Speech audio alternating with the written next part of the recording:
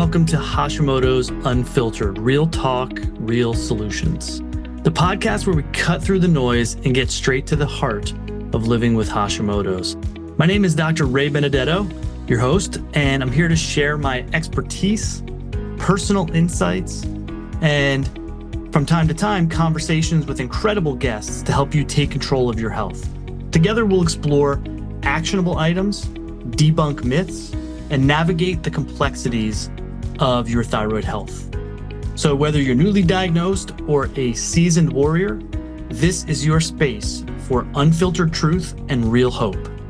Let's dive in. As you can see today, the topic of conversation for this talk is the 3 steps to Hashimoto's treatment success. Let's kind of attack this. Let's unpack this by starting with, this will help guide us towards what are the 3 steps to treatment success.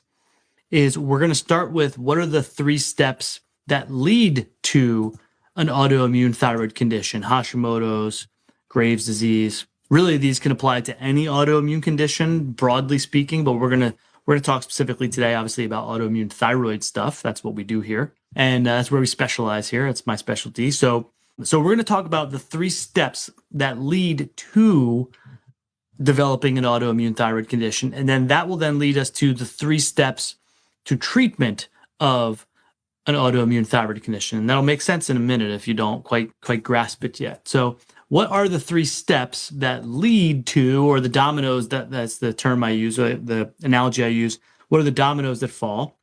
But what are the 3 steps that lead to the development of an autoimmune disease of any kind? But again, we'll keep it real for Hashimoto's. There's 3 of them.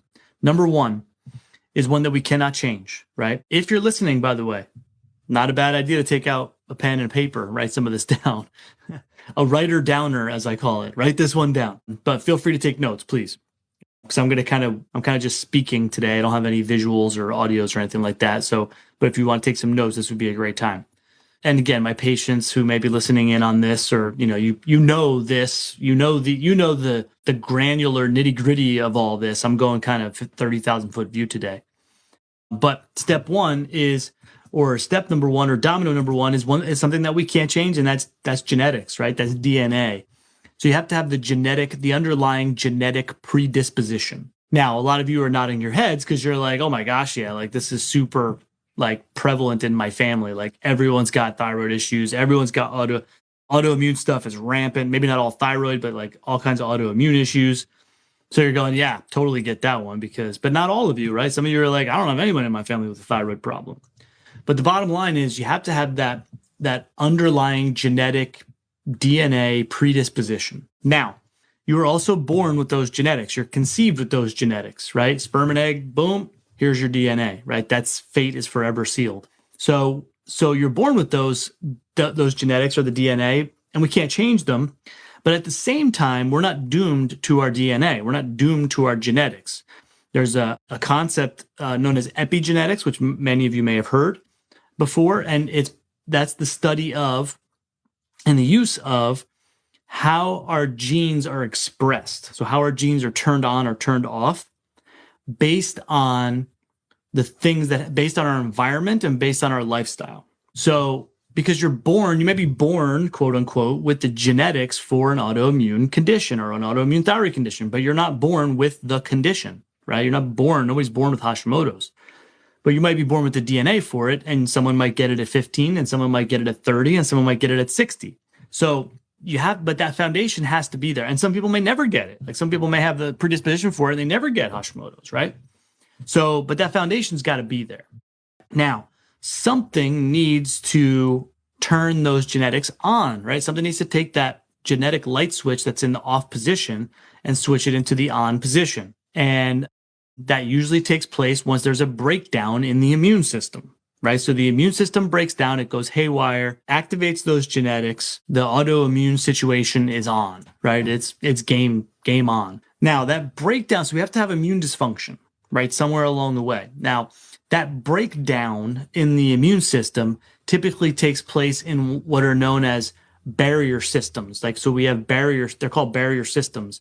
So think of a barrier, right? Like it's It's part of your body that's responsible for keeping the inside stuff in and the outside stuff out, right? So think of skin, right? The big ones, skin, the lining of your lungs, right? The inside of your lungs, anything you breathe in, the lining of your digestive tract, anything that goes in your mouth, and the what's known as the blood-brain barrier. So that's like the interface between your nervous system, your brain, and your circulation. There's a barrier there. It's called the blood-brain barrier. Only certain things are allowed to pass through or not. So if we get a breakdown in any of those, or all of them, to be honest with you, but if we get a breakdown, it's like a jailbreak almost, right? Like it's like the inmates are out in the yard and like there's a hole in the fence and everyone just makes a run for it, right? So now again, typically we see this in the gut, almost pretty much across the board. Gut, leaky gut. You guys have heard these terms before. There's a breakdown in the gut. That's the way in. That's the jailbreak into the immune system.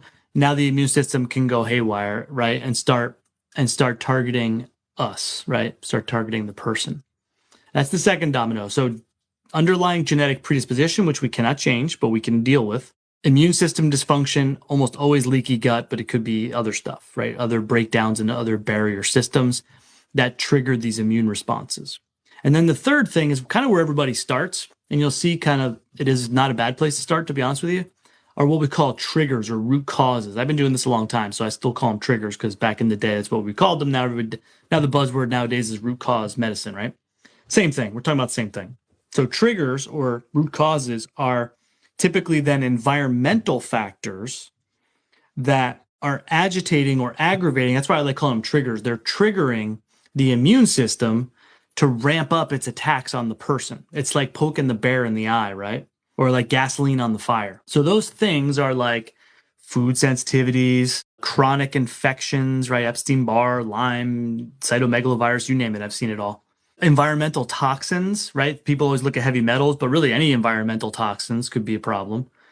Hormone imbalances, adrenal dysfunction, nutrient deficiencies, other genetic or DNA mutations. Like many of you listening to this right now are at least familiar with the concept of an MTHFR mutation, which is a genetic mutation that can cause vitamin deficiencies, which can then contribute to development of really a lot of chronic health issues, autoimmune thyroid for sure. So DNA, immune dysfunction, and then triggers. That's how someone wakes up one day and goes, what's going on here? Like, why do I feel so terrible? So that there's a progression that takes place, and that progression can take place overnight. Seemingly, that progression could take place over days and months and years. That progression could take place at 15 or 25 or 35 or 85. Right? There's no way to predict that, but that's how we get there. Now, so what are the 3 steps to treat it, right? What are the 3 steps to successful treatment? In order to know what they are, we have to know how we got here. That's the key. That's kind of why I just went on that diatribe right there of like, how do you get Hashimoto's or how do you get any autoimmune condition? Is we have to know how we got here, because then that's going to direct us on what we have to do to treat it. So what we do is we have to reverse engineer the process.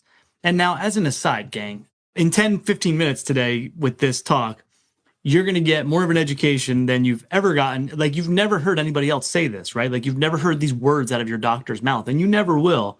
Not a mainstream medical doctor, maybe a functional medicine doc or an alternative doc who, like myself, is experienced with and specializes in these kind of conditions, these autoimmune thyroid conditions or autoimmune conditions in general. But even then, you're not hearing it. I know you guys are out there. You see programs being hawked on social media, and it's cookie cutter stuff and health coaches and testing and a ton of supplements. And that's not what we're talking about here. We're talking about real root cause medicine. We're talking about like really digging in. So you're not going to hear this anywhere else. You haven't heard this anywhere else. And this is usually why when people get to me, I'm like, this is why I'm not getting better, because nobody's approaching it and managing your health, your condition like this, or helping you like this. So we got to reverse engineer the process, right? So we need to figure out what people's triggers are. That starts with a really good case history and a really good, that's why I have consults with people right out of the gates. And I don't even half the time even want to look at their blood work or any of their testing they've had done. I'm like, no, we need to sit down for 30 minutes and have a consultation and have a talk. And you need to fill me in on everything that's going on historically in your life with your health, medications you're taking, your stress levels, your job, your home life. Like, we got to go digging through all this stuff. And then that will then help lead us to, or helps lead me to, like, where do we need to go with this individual? Like, what do we need to look for? Do we need to look for heavy metals? Do we need to look for, can we see? So how do we test for, what do we need to look for and how do we test for it, right? Can we see it on blood work? Yes, we can see a vitamin D deficiency on blood work. That's not like rocket science, right? And that's a very common one. Super easy to find, super easy to fix, right? Things like chronic infections, hormone imbalances, adrenals, different animal, right? So we might have to do some specialized testing, but we got to figure out right out of the gates, we got to start investigating and we got to figure out what someone's triggers are. Like we got to get all those cards on the table. And then we got to get to work on getting their immune system fixed, like as best we can. We got to get their immune system to chill out. We got to heal up their barrier systems, right? Whichever the broken ones are. Again, gut almost always. If someone's a smoker, this isn't going to work. Like you have to stop smoking. Like you're constantly breaking down your lungs, your barrier system.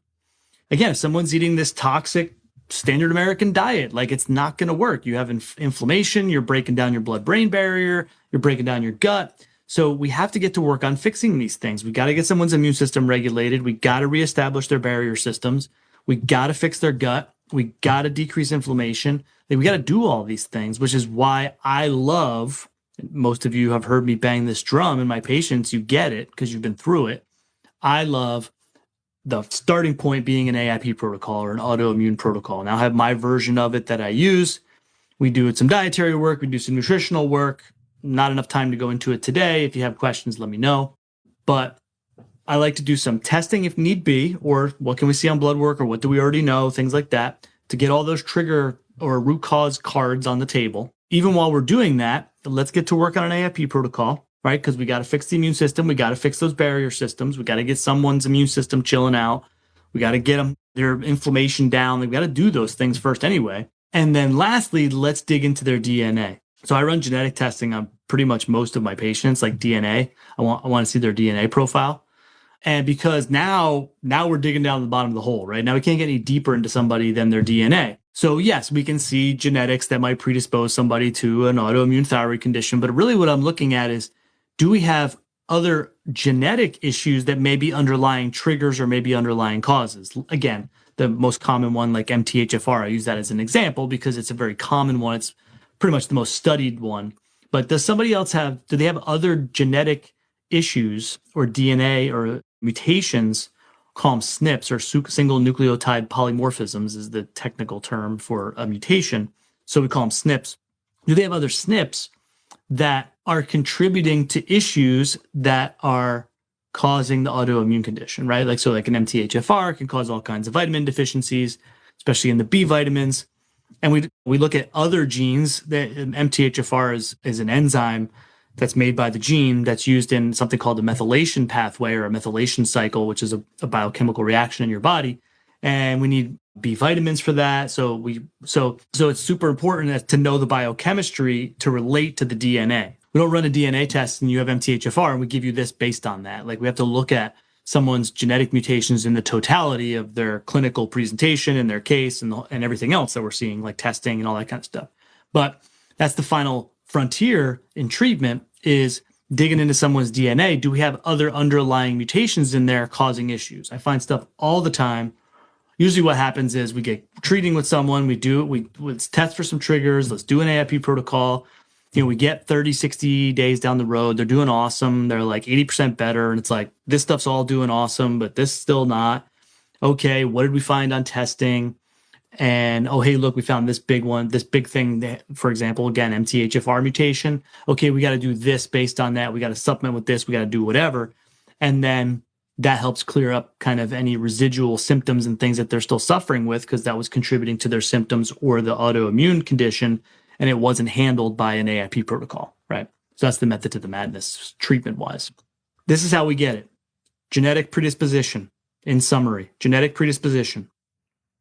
Immune dysfunction, breakdown in the immune system, typically in one of the barrier systems, gut across the board for most. Triggers or root causes. That's how you get Hashimoto's. How do we treat it? What are the 3 steps to treatment success? Reverse engineer that process. Figure out someone's triggers. Get all those cards on the table. Start fixing them up. Fix their gut. Calm down their immune system. Love an AIP protocol. Let's start getting some healing going on. Dig into their DNA. Are there any final frontier issues here that we haven't looked at yet or nobody's looked at that have to be looked at, that have to be dealt? We can't change someone's DNA, but how do we mitigate any potential SNPs or mutations that are in there that are contributing to the problem? Okay, that's final frontier stuff. So that's your 3 steps, gang. Figure out the triggers, fix the immune system, dig all the way down to the bottom of the hole, the Hashimoto's hole, if you will, in someone's DNA. You can't get any deeper into someone than their genetic blueprint, right? That's their code. That's the 3 steps for treatment success. This is how we got here. This is what we do to reverse engineer the process, figure everything out, get everything healed up, get them into remission. That's the goal. I want to thank you for tuning in to Hashimoto's Unfiltered, Real Talk, Real Solutions. Again, my name is Dr. Ray Benedetto, and I hope today's episode helped to give you the tools and the insights you need to take another step forward on your Hashimoto's journey. Don't forget to subscribe, leave a review, and share this episode if you think someone could benefit. You can also connect with me on Facebook at Dr. Ray Benedetto and on my website, drraybenedetto.com, for more resources and updates. Until next time, remember, you're not alone and real solutions are always within reach. Take care and be well.